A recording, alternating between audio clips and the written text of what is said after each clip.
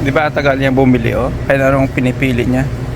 Walang kung anong pipiliin niya talaga, oh. Naiya pa yan.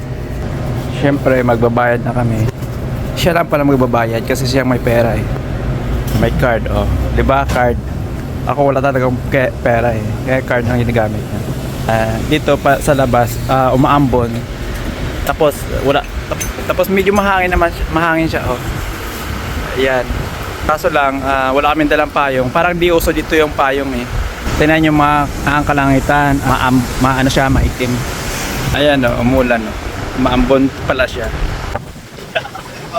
Galing kami doon sa tindahan. Hindi na kami pala doon tumawid sa doon sa green na yan. Hindi kami tumawid kasi mabasa talaga kami kapag doon pa kami pupunta.